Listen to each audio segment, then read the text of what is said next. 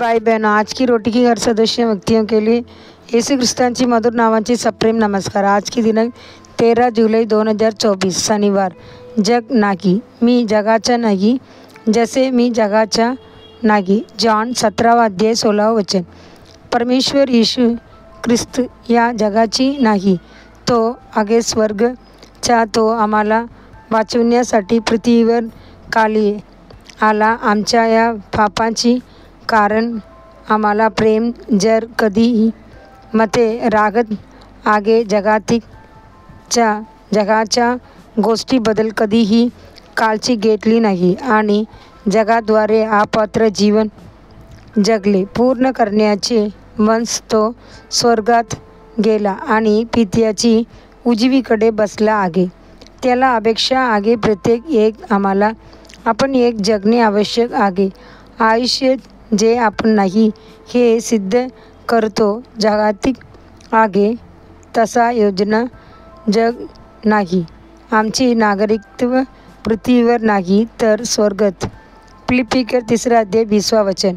आपण या जगात राहावे, स्वर्गाची राजाची राजदूत म्हणून, स्वर्गाचे प्रतिनिधी म्हणून।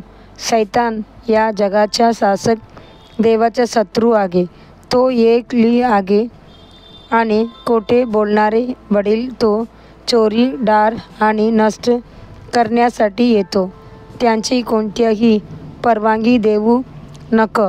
मैत्री, त्यांचे वासन आणि त्यांच्या इच्छा तुमच्या जवळ कुठे येतात। या जगात आपण कोणत्याही सहभागाकडे असणे आवश्यक नाही जे लोकांना बंधनस्थावर केलेले आहे।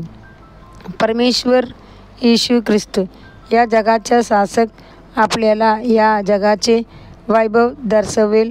तो आपल्याला खेळण्यासाठी पिण्यास आमंत्रित करून आपल्याला लुडबुड करू शकतो आणि या जगाच्या तात्पुरत्या आनंदाचे आनंद घेण्यासाठी पण त्यांचे मार्ग म्हणजे मार्ग आगे ते करतात आणि ते आपल्याला हडस आणि अनंतकालची यातनाकडे नेईल। परमेश्वर स्वस्तला सुरक्षित केले आणि जगात येणार नाही याची खात्री केली, म्हणून शेवटीच्या सांसारिक जीवन तो आचरित घेऊ शकतो। या जगाची शासक येत आहे आणि माझ्या मते काहीच नाही। जॉन 14 अध्याय 30 वचन।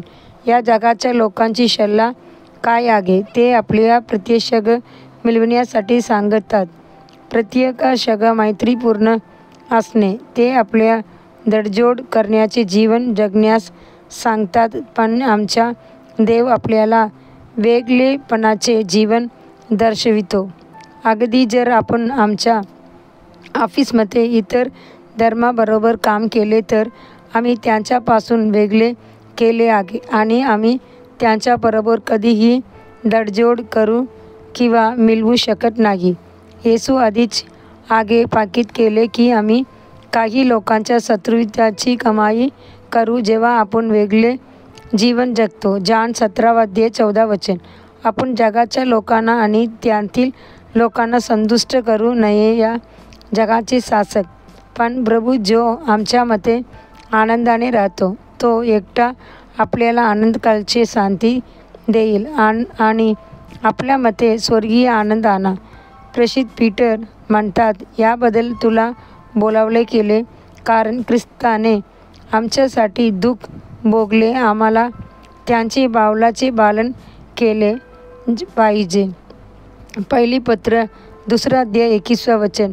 देवाचे मुले, लाज वाटू नका। आपल्या प्रभू येशू ख्रिस्तांसाठी ख्रिस्त आहे, तेच आपल्याला असे करण्यासाठी म्हणतात। पुढील ध्यानासाठी वचन। जेव्हा ते आपणास निंदनीय करतात आणि छळ करतात तेव्हा धन्य आणि माझ्याबद्दल खोटे बोलतात। मॅथ्यू 5 अध्याय 11 वचन। दिवसासाठी बायबल वचन। सकाळी स्तोत्र 7 अध्याय 8 अध्याय 9 अध्याय। संध्याकाळी प्रसिद्धाची कृत्ये 18 अध्याय। धन्यवाद।